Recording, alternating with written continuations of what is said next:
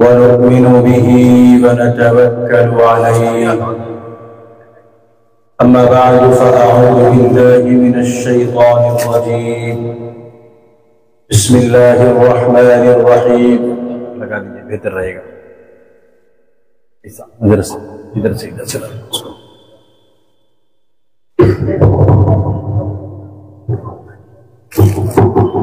اس کو کھول کے سامنے لانا.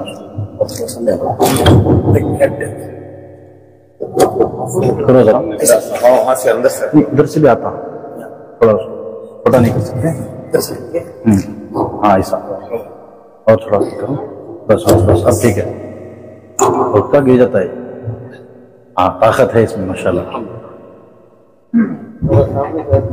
ٹھیک ہے جزاک اللہ. أعوذ بالله من الشيطان الرجيم. بسم الله الرحمن الرحيم. وما أرسلناك إلا رحمة للعالمين. صدق الله العظيم. وعن أبي رافع رضي الله تعالى عنه قال: فلما رأيت رسول الله صلى الله عليه وسلم ألقي في قلبي الإسلام إلى آخر الحديث. رواه في المشكاة أو كما قال عليه الصلاة والسلام.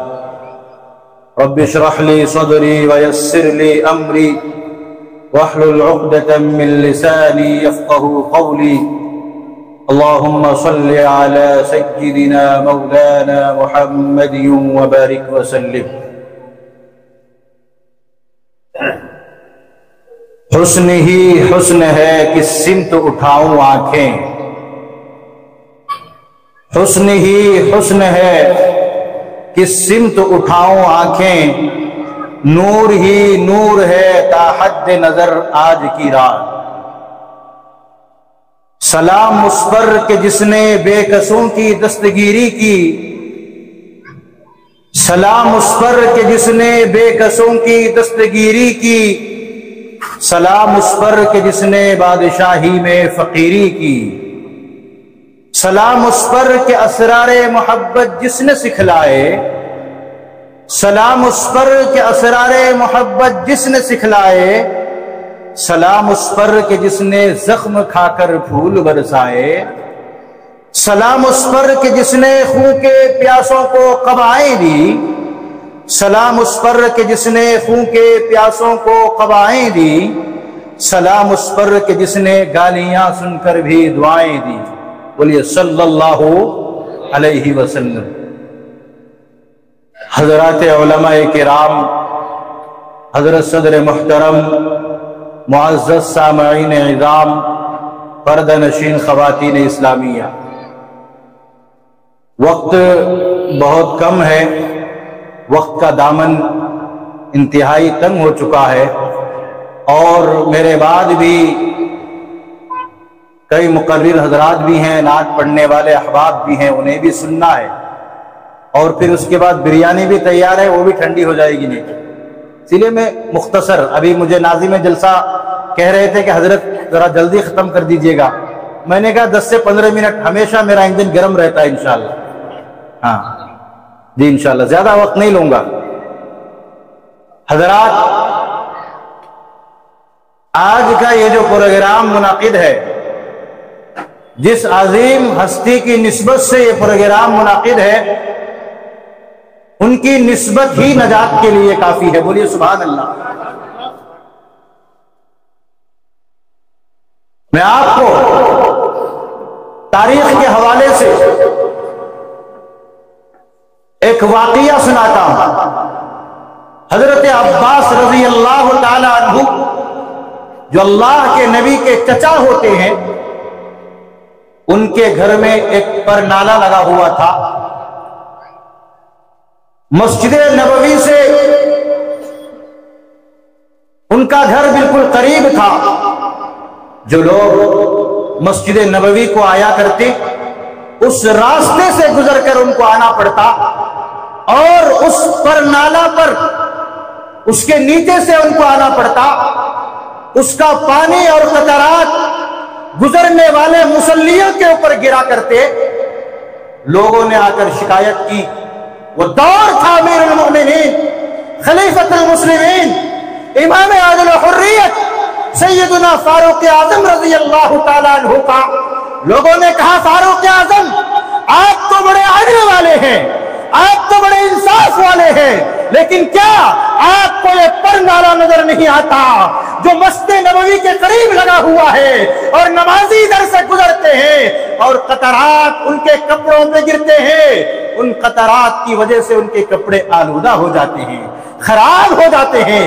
کیا یہ پر نالا آپ کو نظر نہیں آتا؟ امیر المؤمنین خلیفۃ المسلمین سیدنا عمر فاروق رضی اللہ تعالیٰ عنہ بڑے جلال والے تھے, بڑی شان والے تھے, شیطان بھی ان سے ڈرتا تھا. حضرت عمر نے لوگوں سے کہا فکر نہ کرو, میں ابھی گیا اور برنالہ اپنے ہاتھوں سے نکالوں گا, اس کو اتار دوں گا. حضرت عمر بڑے جلال میں گئے, اس برنالے کو اپنے ہاتھ سے نکالا, اتار کر پھینک دیا. حضرت عباس کے گھر والوں سے کہا جب عباس گھر پر آئے تو ان سے کہتے نا کہ گھر کے اور 4 کونے ہوتے ہیں, لہذا اس کونے کو چھوڑ کر کسی اور کونے پر وہ پرنالہ لگا لیں گے. کیوں؟ اس لیے کہ یہاں سے نمازی گزرتے ہیں, لوگ گزرتے ہیں, اس پرنالے کا پانی اور قطرات گزرنے والوں پر پڑتا ہے, نمازیوں پر پڑتا ہے, مصلیوں پر پڑتا ہے, ان کے کپڑے خراب ہو جاتے ہیں, ان کے کپڑے آلودہ ہو جاتے ہیں. حضرت عمر نے اپنا پیغام سنا کر وہ اپنے گھر کو چلے گئے. تھوڑی دیر کے بعد سیدنا عباس رضی اللہ تعالیٰ عنہ گھر پر تشریف لائے. گھر کی مستورات نے بتایا کہ امیر المؤمنین آئے تھے, بڑے غصے میں تھے, بڑے جلال میں تھے, اور امیر المؤمنین نے اپنے ہاتھوں سے پرنالہ اتار دیا ہے, نکال دیا ہے. حضرت عباس رضی اللہ تعالیٰ عنہ چوراہے پر تشریف لاتے, نوجوانوں سے ملاقات کرتے, ملنے جلنے والوں سے ملاقات کرتے اور کہتے کہ ابھی دیکھنا پرنالہ عمر نے نکالا ہے اور خود عمر اپنے ہاتھوں سے آ کر لگا کر جائے گا. بولے سبحان اللہ. لوگ کہنے لگے عمر جو کہہ دیتا ہے اپنی بات میں اٹل ہے, اس کا فیصلہ اٹل ہوتا ہے. یہ کیسے ہو سکتا ہے؟ عمر نے پرنالہ نکال دیا, وہ خود آئے گا اور تمہارے گھر کا پرنالہ لگائے گا. حضرت عباس عمر کے پاس گئے, جا کر کے کہا عمر پرنالہ تم نے اتارا ہے؟ کہا میں نے اتارا. اے عباس کیا تمہیں یہ نظر نہیں آتا کہ یہاں سے لوگ گزرتے ہیں, نمازی گزرتے ہیں, مصلی گزرتے ہیں, اور اس پرنالے کی وجہ سے ان کے کپڑے آلودہ ہو جاتے ہیں, ان کے کپڑے خراب ہو جاتے ہیں؟ کیا تمہیں خیال نہیں آیا؟ تمہیں تو چاہیے تھا کہ میرے سے پہلے تم اس پرنالہ کو اتار دیتے اور نکال دیتے. حضرت عباس نے فرمایا پیارے میرے محسن یاد رکھو, مجھے بھی یہ بار بار خیال آیا کہ اس پرنالہ کو اتار دیتا ہوں, اس پرنالہ کو نکال دیتا ہوں, گھر کے کسی اور طرف لگا دیتا ہوں. لیکن پیارے ایک بات بتا دا کہ مجھے یہ خیال آتا ہے, جب میرے دل میں اس پرنالہ کو اتارنے کا خیال آیا, میرے دل میں یہ خیال آیا یہ پرنالہ میرے نبی نے لگایا ہے. بولے سبحان اللہ. حضرت عباس کہتے ہیں جب میں گھر کی تعمیر کر رہا تھا, گھر بنا رہا تھا, میرا بھتیجا محمد سب کو صلی اللہ علیہ وسلم, میرا بھتیجا محمد میرے گھر پر آیا اور آ کر کہنے لگا چچا جان لائیے میں بھی کچھ کام کر دیتا ہوں. لہذا میرے بھتیجے نے اپنے ہاتھوں سے پرنالہ لگا دیا. لہذا اے عمر مجھے بار بار خیال آتا ہے کہ اپنے ہاتھوں سے نکال دو, لیکن میں سوچتا ہوں کہ نسبت محمد کی ہے, نسبت میرے نبی کی ہے, نسبت میرے بھتیجے کی ہے، لہذا اس برنالہ کو کبھی میں نے نکالنے کی ہمت نہیں کی۔ حضرت عمر کے آنکھوں سے آنسو آ گئے، عمر رونے لگے اور عباس کا ہاتھ پکڑا، کہنے لگے اے عباس آپ آئیے، اس پرنالے کے پاس چلیے، میں کھڑا ہوتا ہوں، آپ میرے کاندھے پر چڑھ کر وہ پرنالہ لگا دیجیے۔ کیوں؟ اس لیے کہ نسبت وہاں رسول اللہ کی تھی۔ جس کی بھی نظر رسول اللہ پر پڑتی یا رسول اللہ کی نظر جس پر پڑتی، اس کا دل منور ہو جاتا، اس کا دل روشن ہو جاتا، نگاہ نبوت کی کرنیں جس پر پڑ جاتی وہ ہدایت یافتہ ہو جاتا۔ میں نے ابھی حدیث پڑھی ہے، حضرت ابو رافع رضی اللہ تعالیٰ عنہ کی مشکات شریف کے اندر حضرت ابو رافع کا واقعہ موجود ہے۔ لکھا گیا کہ حضرت ابو رافع نے ابھی ایمان قبول نہیں کیا ہے، کفار کی طرف سے، مشرکین کی طرف سے ترجمان کے طور پر حضرت ابو رافع اللہ کے نبی کے پاس آتے ہیں۔ حضرت ابو رافع کہتے ہیں کہ جب میری نظر رسول اللہ پر پڑی اور رسول اللہ کی نظر میرے اوپر پڑی، فلما رأيت رسول اللہ صلی اللہ علیہ وسلم القی فی قلبی الاسلام۔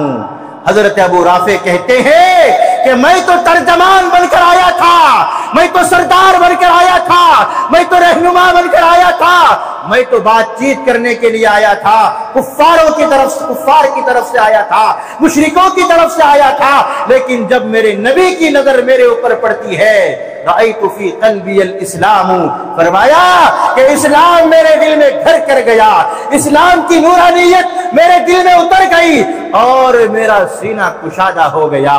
قرآن کریم کہتا ہے والضحیٰ، قسم ہے چاشت کے وقت کی، اے مشرکین مکہ، اے قریش مکہ، یاد رکھو جس طرح آسمان میں یہ سورج طلوع ہوتا ہے اور آسمان میں سورج طلوع ہونے کے بعد اس کی روشنی عام ہوتی ہے، اس کی چمک عام ہوتی ہے، اس کی دمک عام ہوتی ہے، یاد رکھو جس طرح تم آسمان کے آفتاب کو، اس کی روشنی کو، اس کی شعاعوں کو، اس کی کرنوں کو کبھی روک نہیں سکتے۔